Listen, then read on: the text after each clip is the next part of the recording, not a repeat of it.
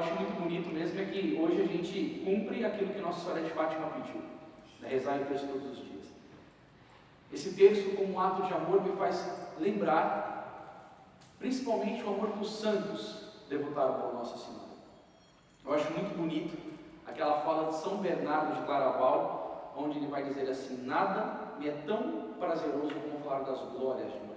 São Bernardo era um grande cantor de Nossa Senhora, um grande amante dela. Por que será que saiu da boca desse doutor da igreja uma palavra tão iluminada, que nada era tão prazeroso como falar das glórias de Maria? Penso que o sentimento de gratidão que os santos têm com a Virgem Santíssima é uma coisa muito elevada, em virtude dela nos ter trazido o seu Filho, nosso Senhor Jesus Cristo. Nós estamos aqui na Igreja do Carmo. Santa Teresinha dizia o quê? Nós somos mais felizes do que a Virgem Maria, porque ela não teve uma senhora para amar. Então olha o que sai do coração dos santos da nossa igreja. Como é bonito isso. Também tem uma frase muito bonita de São Boaventura, que ele vai dizer assim: Deus poderia ter criado um mundo melhor, mas jamais uma mãe superior à Virgem Maria. Tem o grande São Luís, que foi o que escreveu o Tratado da Verdadeira Devoção. Ele vai dizer: Deus reuniu todas as águas e chamou de mar, reuniu todas as graças e chamou de Maria. Você imagina a compreensão da sua vida interior que São Luís obteve de quem é a Virgem Santíssima, as graças que foram derramadas nesses santos para poder amar a Nossa Senhora. Santo Afonso também dizia que as virtudes da Virgem Maria são mais numerosas do que as estrelas do céu. Então nós precisamos trilhar o caminho desses nossos amigos, os santos, e amar a Virgem Santíssima o quanto pudermos. E pode vir uma tentação demoníaca, protestantizada, dizer assim: nossa, mas será que se eu amar muito a Nossa Senhora, eu não vou estar colocando no lugar de Jesus, nosso Senhor?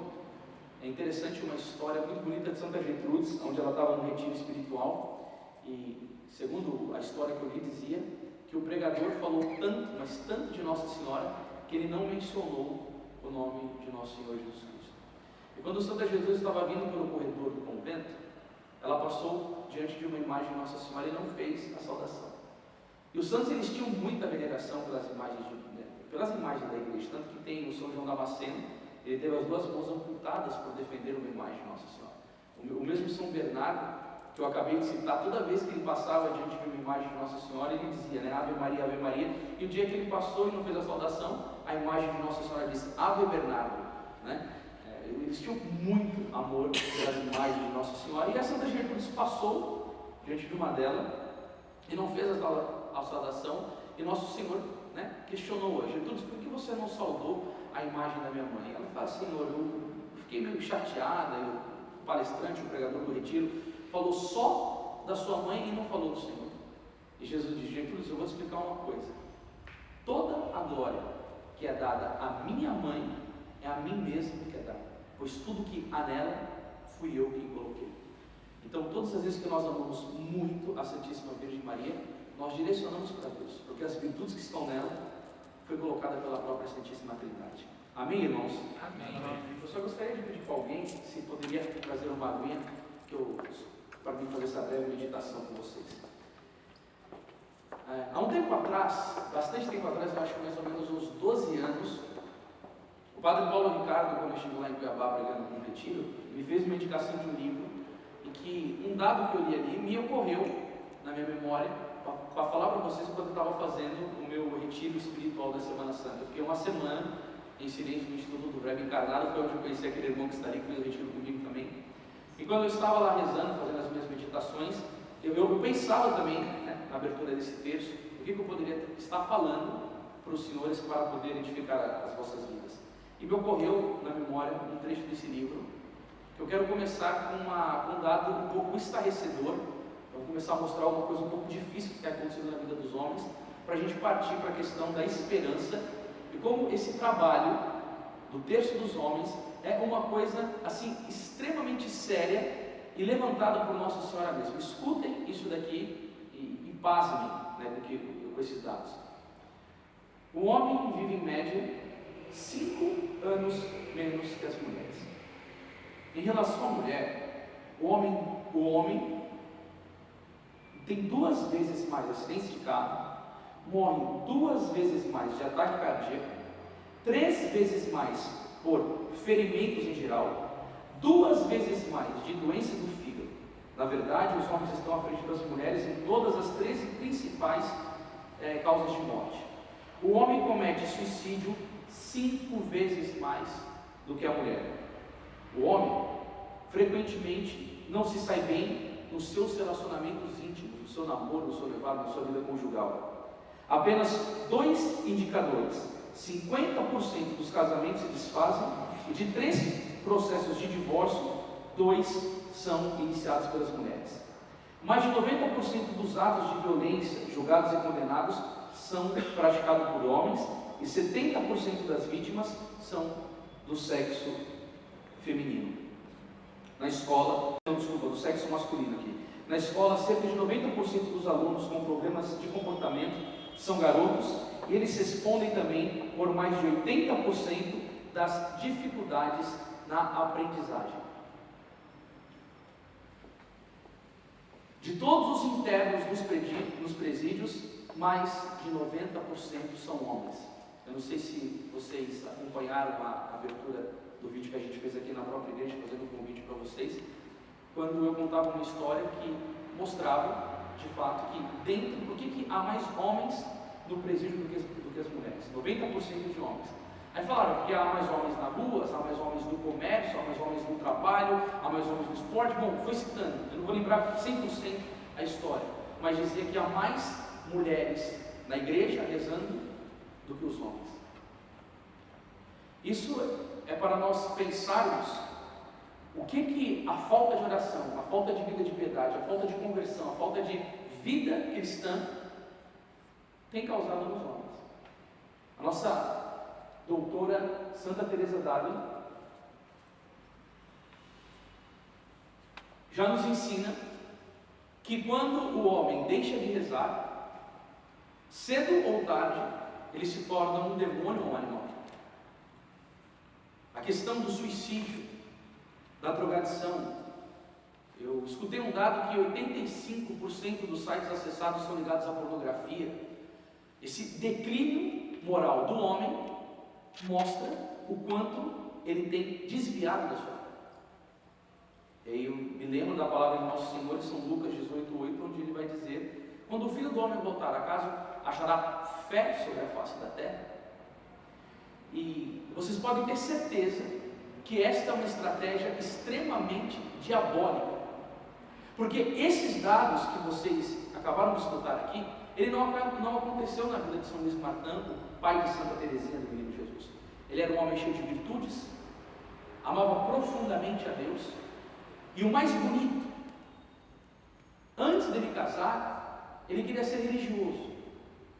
Ele não foi aceito na ordem dos trapistas porque ele não sabia falar o latim, mas era um homem de piedade. No seu local de trabalho tinha várias máximas do Evangelho: Deus me vê, o tempo é breve, a eternidade se aproxima, e o coração daquele homem era extremamente colado a Deus e a Nossa Senhora. Por uma providência divina e por um desígnio do Senhor, ele se casou, porque tanto ele como a esposa dele queriam ter a vida religiosa, queriam ingressar na vida religiosa. E um dia, quando eles se cruzam numa ponte, Deus dá um lume na cabeça, na inteligência de Santa Zélia, que aquele seria o homem da vida dela. Mas antes dele entrar para o casamento, ele era um homem que amava profundamente a Deus. E Santo Tomás de Aquino vai dizer o quê? Nós nos transformamos naquilo que amamos. Quanto mais você ama nosso Senhor Jesus Cristo, e aí eu digo para vocês com toda certeza, não se ama verdadeiramente a Deus sem uma profunda devoção a Nossa Senhora. Eu não acredito nisso. Na vida dos santos da igreja, eu sempre vejo uma marca presencial da vida da Santíssima Virgem Maria para elevar o amor a Deus no coração desses homens. E ele pôde ser um homem dedicado para sua esposa, para os seus filhos, porque ele tinha um profundo amor ao nosso Senhor Jesus Cristo, porque ele era um homem virtuoso, e os frutos da vida de São Luís são extremamente diferentes desse dado do homem que abandona Deus.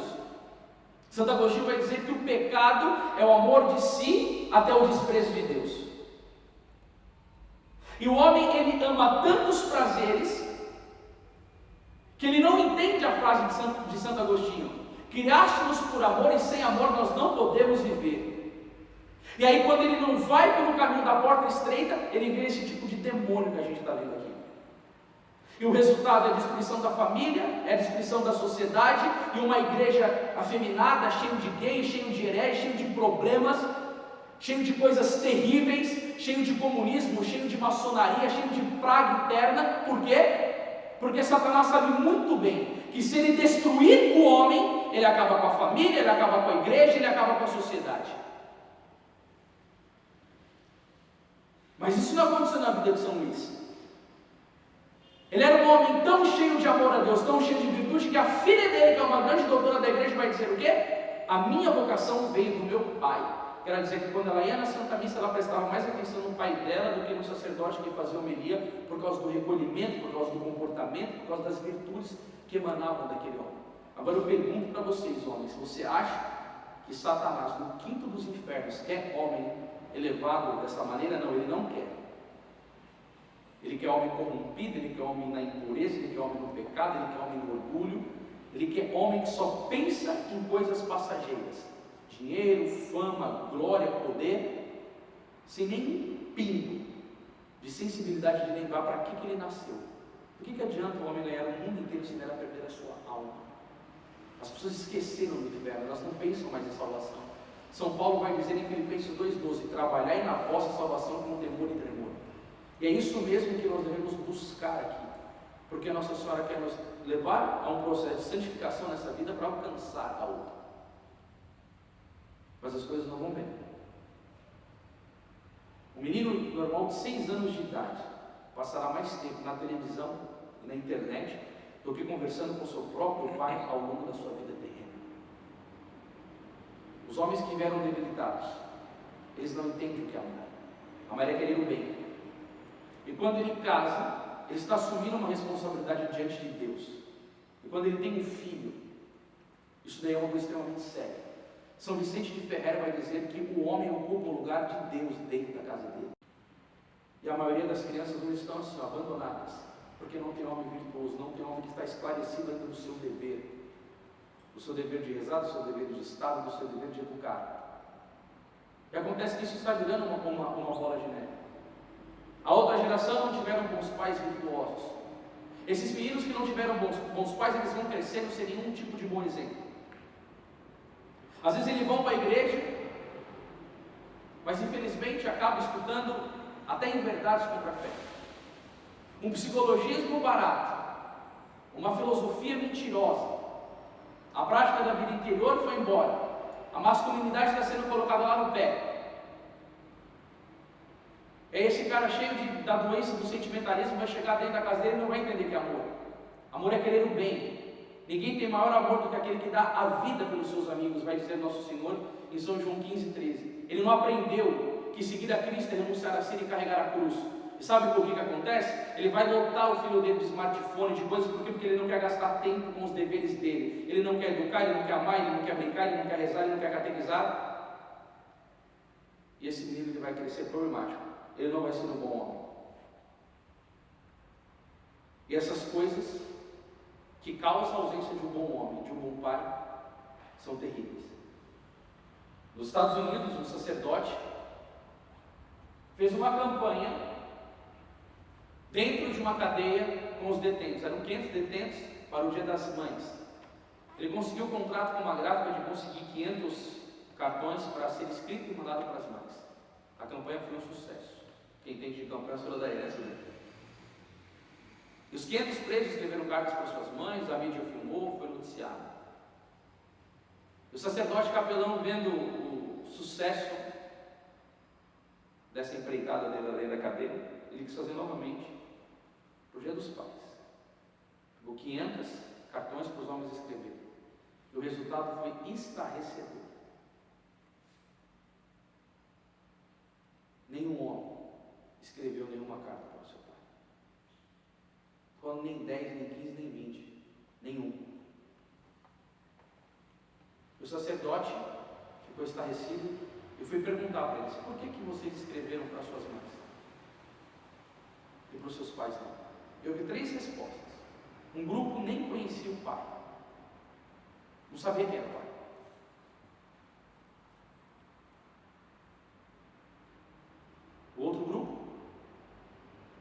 conhecia o pai, mas não sabia aonde ele estava. E outro grupo sabia onde o seu pai estava, mas não tinha contato e tinha vergonha. E o capelão ficou estarrecido e foi fazer uma pesquisa. Ele descobriu que 80% dos detentos dos Estados Unidos estavam lá por causa da falta de paternidade, por falta de um homem, de virtude, de santificação, de sabendo os seus deveres. Eu fiz um pouco de faculdade de psicologia, não consegui terminar, eu não aguentava o clima da sala de aula. Mas um dia foi falado que foi feito um estudo psiquiátrico, não aprovo quem fez o estudo, que é Lacan, discípulo de Freud, não aprovo, mas o dado da pesquisa é verdadeiro. Todas as pessoas que tinham problemas de psicopatia, elas tiveram uma família arruinada e não tiveram a presença do pai. Isso é muito sério. Aqueles que acompanham um pouco o meu apostolado, há 15 anos eu tenho levado a palavra de Deus no Brasil, fora do Brasil. E quando a gente vai conversar com as pessoas, a gente vê esses dados. Eu experimentei na minha vida. Meu pai me abandonou, eu tinha 3 anos e meio de idade. Eu fui expulso de 6 escolas, eu repeti 8 anos, eu tive uma vida terrível. Por causa de uma falta de um pai, de um homem virtuoso, que saiba dos seus deveres, que tenha a vida de oração, que ame profundamente a Deus, que ame a palavra de Deus, que siga o magistério da Santa Igreja Católica, que tenha uma profunda devoção a Nossa Senhora. E o que aconteceu com os homens? A responsabilidade, que na verdade é a responsabilidade do homem, de ser o líder espiritual da família, foi abandonada. Você vai perceber que nunca na história da humanidade houve tantas esposas sem maridos e filhos sem pais. E por que isso acontece? Por causa de uma masculinidade deficiente.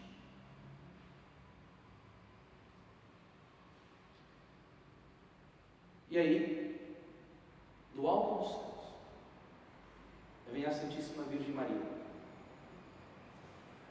e traz para a nossa igreja essa iniciativa maravilhosa do Terço dos Homens. Ela formou o homem.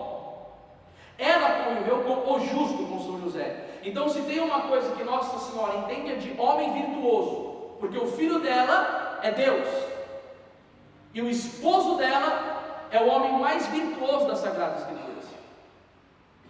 Então, Nossa Senhora, ela educou o verdadeiro homem e conviveu com o verdadeiro homem,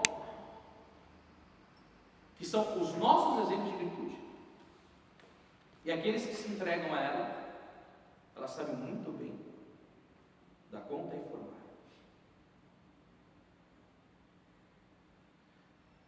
E o Terço dos Homens é um ato de profunda providência e misericórdia dos céus,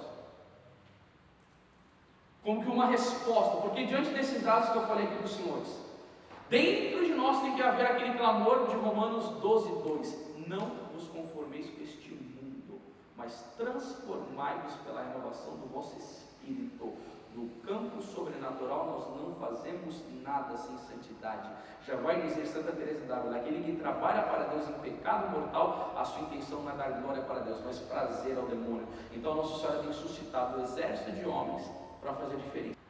Ele contou que quando dentro de uma família tem uma conversão de uma criança, imagina que essa criança, os pais dela são afastados da igreja, e a mãe, vamos colocar na catequese, vamos colocar na paróquia, ele vai lá e pega um padre bom, um padre decente, um padre virtuoso, uma comunidade católica.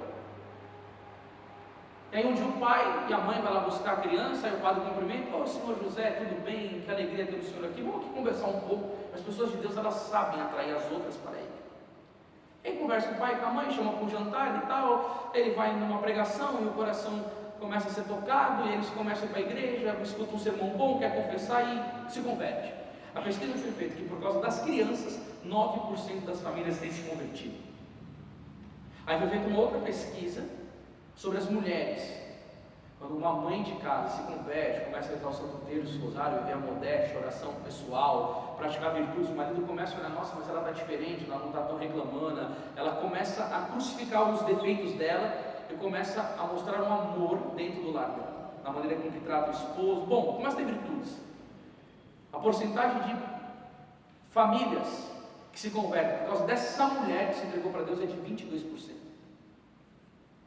E aí foi feita a pesquisa com os homens. Quando um homem se converte, que ele é virtuoso, que ele reza, que ele trabalha, que ele cumpre dever de Estado, que ele ama profundamente a Deus.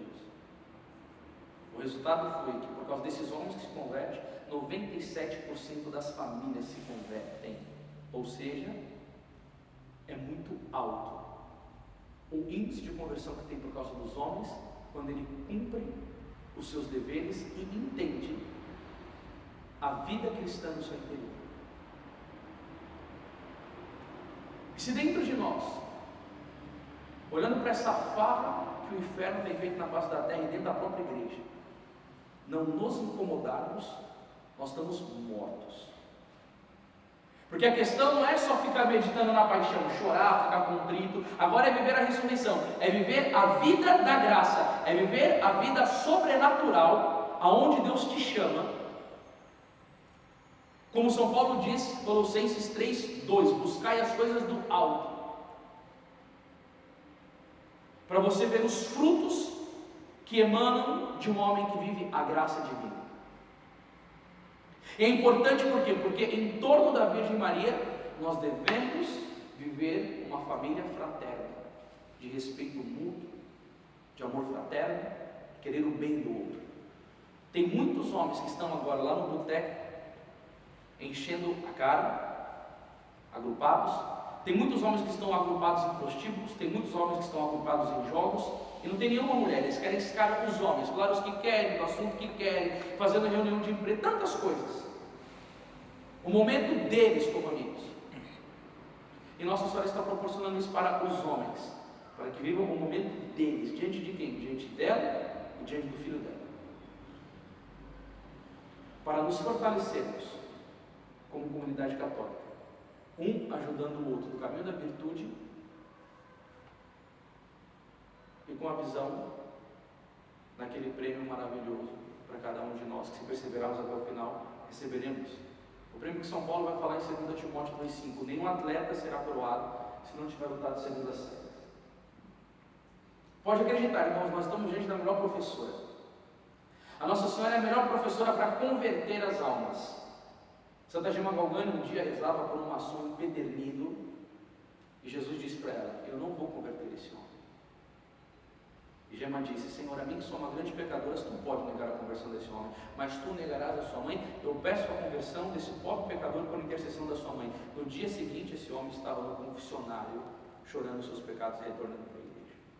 É assim que age Nossa Senhora. Ela é medianeira de todas as graças.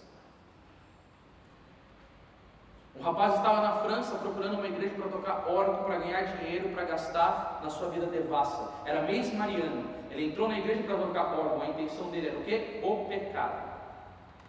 Mas a Bíblia Sagrada vai dizer, em Eclesiastes 24:24, eu sou a mãe do puro amor. É uma palavra colocada para Nossa Senhora, uma prefiguração dela. Aquele homem foi escutando a palavra no mês mariano. No final ele se converte, ingressa no seminário e se torna um sacerdote santificado. Foi as graças que Nossa Senhora deu para ele. Converte.